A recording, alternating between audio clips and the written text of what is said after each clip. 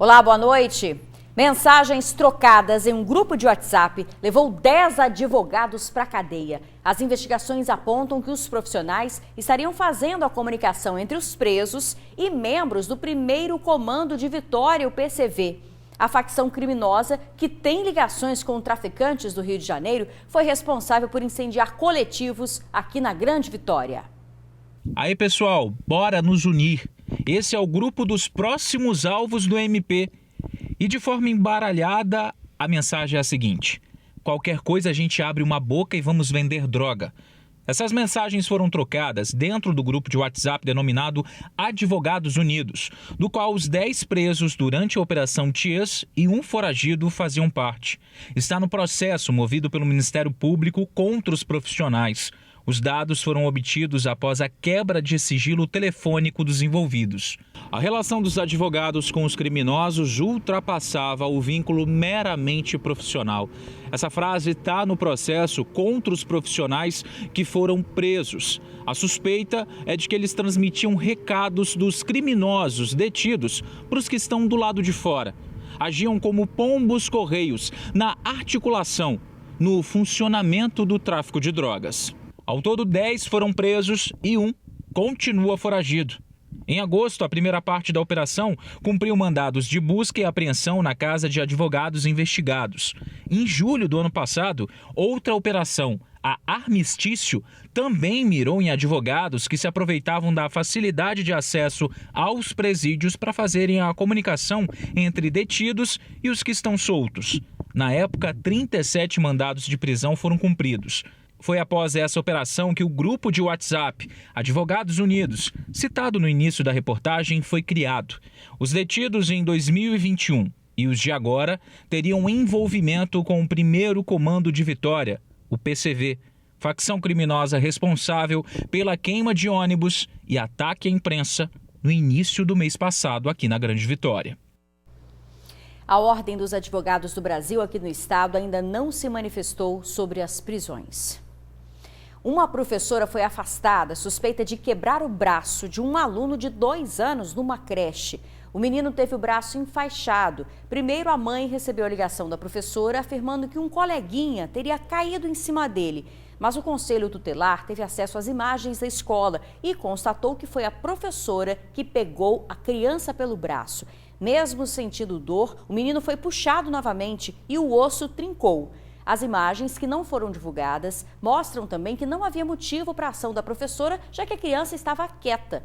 A educadora foi afastada da escola municipal, que fica em Cachoeiro de Itapemirim, e o caso está sendo investigado como maus tratos. Agora eu vou chamar sua atenção para essa imagem aqui no LED. Está vendo esse dinheiro? R$175 mil. Esse valor foi apreendido aqui no Espírito Santo num esquema milionário de sonegação de impostos no setor de café.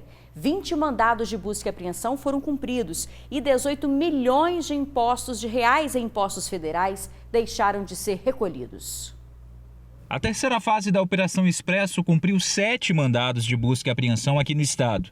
4 em Colatina, no noroeste, e 3 em Guaçuí, na região do Caparaó. A operação acontece simultaneamente no Paraná, no sul do país, e também em Minas Gerais, aqui no sudeste. Cerca de 200 milhões em impostos não foram recolhidos. Com esse valor, seria possível comprar mais de 360 mil cestas básicas. O que se faziam as empresas aqui do Paraná eram adquirir café tanto de Minas Gerais, mais nesse caso agora do Espírito Santo, né, simulando operações na origem, né, e justificando o ingresso no Paraná desses produtos através de empresas laranjas do estado de São Paulo. Consequentemente, com o uso dessas notas, essa empresa se acreditava indevidamente de ICMS e não recolhia o imposto em operações posteriores sob a alegação de que teriam milhões em caixa a título de crédito. Quem participava do esquema aqui no estado, no final das contas, não pagava tributos, como o ICMS. A nota era gerada por uma empresa fantasma lá de São Paulo. E durante o transporte da mercadoria, do café, a nota fiscal era trocada. Por exemplo, saindo aqui do estado até Minas Gerais. Nessa parada, troca a nota. De Minas até São Paulo, mais uma vez, nota fiscal trocada. Aqui no estado, 35 policiais civis participaram da operação de delegacias como a de repressão a ações criminosas organizadas e de armas e munições, a Desarme, a de crimes contra a ordem tributária e o CORE também, além das regionais de Iguaçuí e também de Colatina. Um homem se afogou ao pular das 5 pontes. O suspeito tentava fugir da polícia e saltou da Baía de Vitória. Os militares fizeram buscas, mas o homem não foi encontrado. O Notaer, inclusive, foi acionado para tentar localizar o suspeito do alto. O homem chegou a ser visto nadando, porém, antes que o helicóptero pudesse se aproximar, ele começou a se afogar. A PM ainda tentou salvá-lo usando um barco, mas não deu tempo. Agora as equipes dos bombeiros tentam localizar o corpo. Um homem foi preso por ameaça, estupro e cárcere privado da própria esposa. O caso iniciou como desaparecimento da vítima, mas a polícia descobriu que, na verdade, a mulher estava fugindo dele. Esse homem tinha mandado de prisão por estupro, cárcere privado, ameaça e lesão corporal. Esse caso começou no mês de outubro, quando nós começamos a investigar o desaparecimento de uma mulher aqui no centro da cidade de Linhares. Então nós começamos essa investigação e descobrimos que, na verdade, nós se tratava de um desaparecimento. Ela estava fugindo desse companheiro, desse marido agressor que ela tinha. Então ela sofreu várias violências e, para escapar desse sujeito, ela acabou fugindo para um município aqui do estado do Espírito Santo. Nós conseguimos localizar essa mulher nesse município, tomamos o depoimento dela por videoconferência e imediatamente nossa delegada aqui da Delegacia da Mulher conseguiu fazer a representação pela prisão dele. A prisão saiu ontem e hoje de manhã nossos policiais conseguiram localizá-lo e prendê-lo no município de Soretama. Ele agora está aqui na nossa delegacia, foi interrogado e vai ser encaminhado para o CDP de Serra, local onde ficam os presos que cometem crimes sexuais aqui no norte do estado. A seguir, vigilante é resgatado após ficar 3 dias perdido no mar. Os detalhes em instantes. 3 pessoas ficaram feridas em um grave acidente na BR-262 em Marechal Floriano. A batida envolveu 2 carros. Um dos condutores ficou preso às ferragens e teve que ser resgatado pelos bombeiros. Devido à gravidade do ferimento, ele foi trazido pelo Notaer para um hospital aqui na Grande Vitória.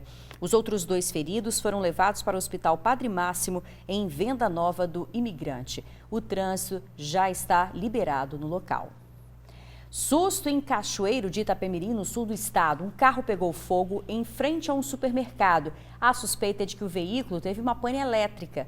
No carro estava um idoso que seguia para fazer as compras do mês. Ele ficou nervoso, acabou se esquecendo de puxar o freio de mão e o carro desceu uma ladeira e atingiu uma estrutura metálica no estacionamento. O fogo foi controlado pelos funcionários do supermercado. Apesar do susto, ninguém ficou ferido. A seguir, o que mudou ao longo dos anos na educação pública aqui no estado é um instante só.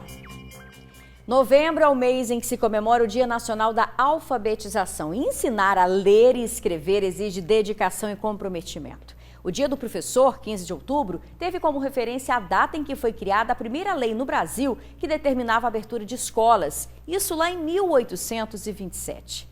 De lá para cá, gente, muita coisa mudou. É o que você confere agora na última reportagem da série O Poder da Educação.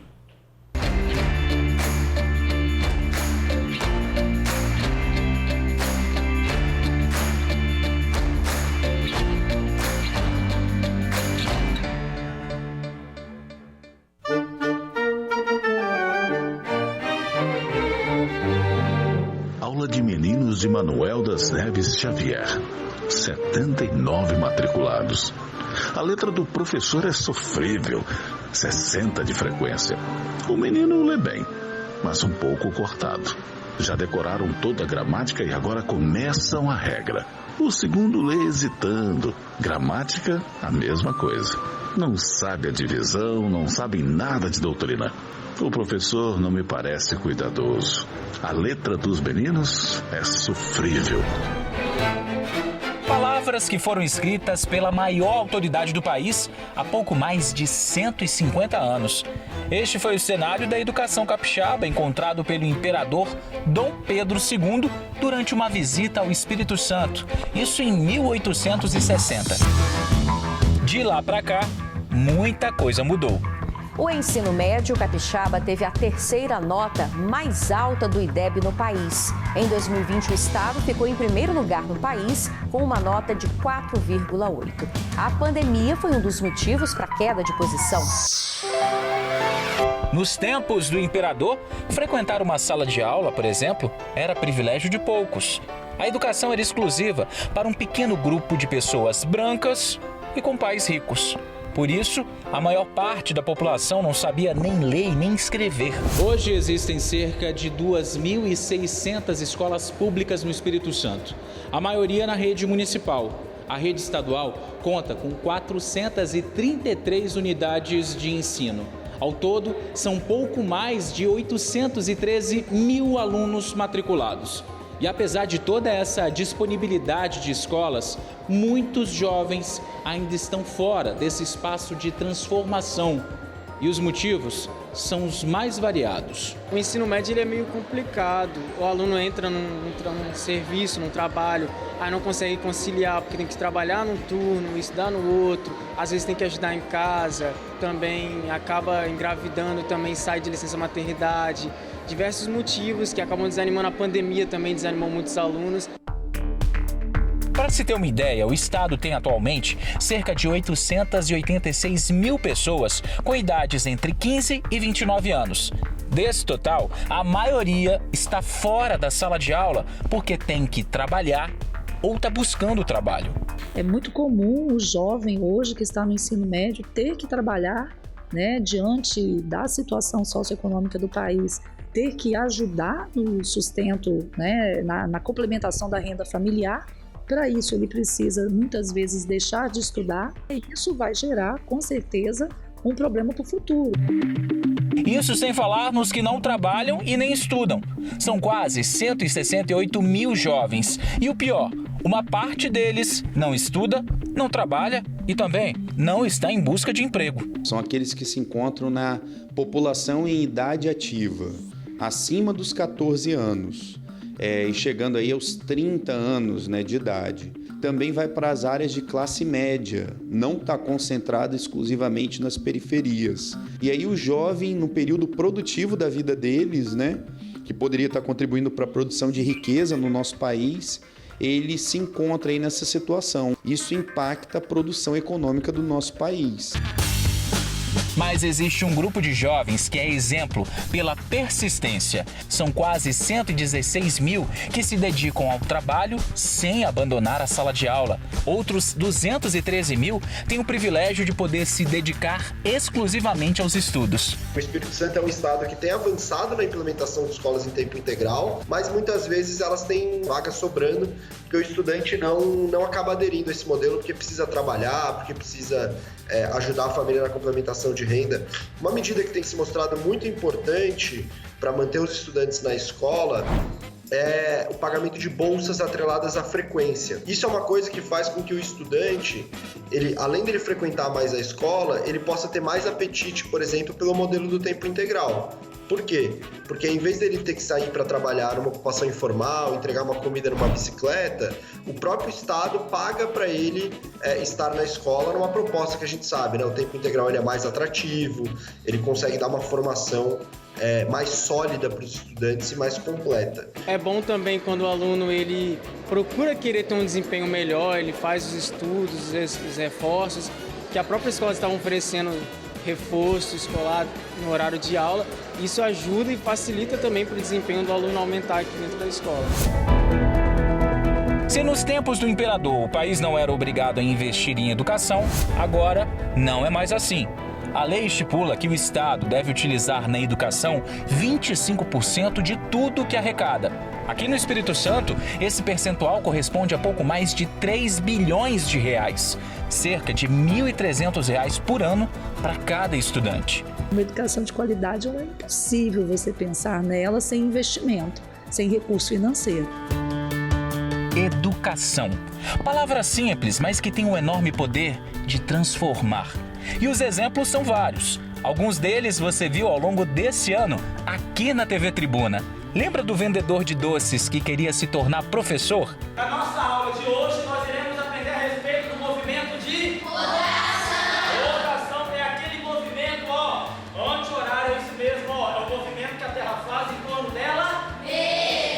Isso aqui para mim representa uma história de superação, né?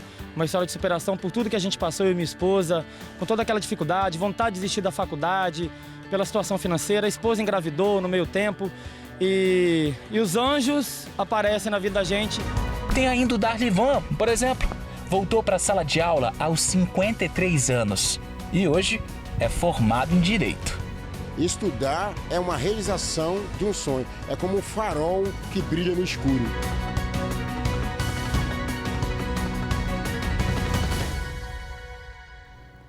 É isso mesmo, gente. Educação e conhecimento, ninguém vai tirar isso de você. Você só cresce, só tem um futuro ainda melhor. Parabéns, viu, pela série, que ajude também a você na sua reflexão.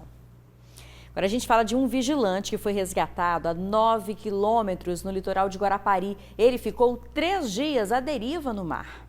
O vigilante Ervando Andrade, de 57 anos, foi resgatado em alto mar pelo Núcleo de Operações Táticas Aéreas, o NOTAER. A última vez que esse pescador havia sido avistado foi na terça-feira de manhã. De lá para cá, nenhum contato mais, nem com família, nem com amigos, nem pela frequência marítima lá das embarcações. Tínhamos uma coordenada geográfica, só essa informação desse ponto que ele havia sido avistado na terça-feira. O vigilante já trabalhou como pescador. Ele havia saído de barco da orla de Guarapari para uma pescaria rápida. Ervando não levou o telefone e, com o passar das horas, a família entrou em desespero por não ter notícias dele. Foi aí que registraram o desaparecimento. O Major Pablo, responsável pelo NOTAER, disse que localizar o pescador foi complicado, pois a visibilidade era ruim. No primeiro momento a gente não avistou o senhor Ervandro lá. A maré estava muito forte nesses dias, ela virou para o sul, depois ela voltou